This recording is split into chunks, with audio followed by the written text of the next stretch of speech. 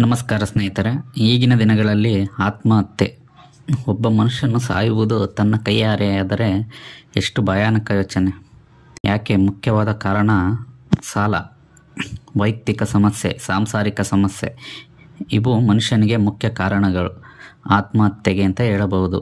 ಮುಖ್ಯವಾಗಿ ಒಬ್ಬ ಮನುಷ್ಯ ಸಾಯುವುದು ಅಂತ ಯೋಚನೆ ಮಾಡುವುದು ಹೊರಗಡೆ ಸಮಸ್ಯೆಗಿಂತ ತನ್ನವರು ತನಗೆ ಕೊಟ್ಟ ನೋವು ಹೆಚ್ಚಾದಾಗ. ಆತ್ಮಹತ್ಯೆಯಲ್ಲಿ ಹೆಚ್ಚಿನ ಜನರು ತಮ್ಮ ಫ್ಯಾಮಿಲಿ ಸಮಸ್ಯೆಯಿಂದಾನೇ ಸಾಯುತ್ತಾರೆ.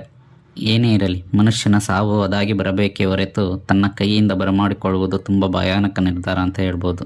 ಈಗಿನ ದಿನಗಳಲ್ಲಿ ಇದು ತುಂಬ ಖಿನ್ನತೆಗೆ ಮನುಷ್ಯನ ಜಾರಿರುವುದು ಸಾಮಾನ್ಯ ಆಗಿದೆ.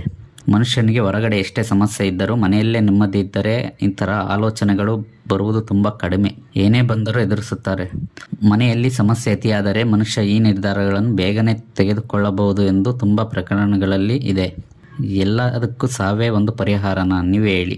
ಮರಣವೇ ಮಹಾನವಮಿ ಎಂದು ಹೇಳುತ್ತಾರೆ. ಅದು ತಾನಾಗೆ ಬಂದರೆ ಒಳಿತು, ತಾನು ತಂದುಕೊಂಡರೆ ಕೆಡುಕು ಅಂತಲೇ ಹೇಳಬಹುದು. ಆತ್ಮಹತ್ಯೆ ಈ ಆಲೋಚನೆ ತಲೆಗೆ ಬರುವ ಮುಂಚೆ ನನಗಾಗಿ ಯಾರಾದರೂ ಇದ್ದಾರಾ ಎಂದು ಯೋಚನೆ ಮಾಡಿ.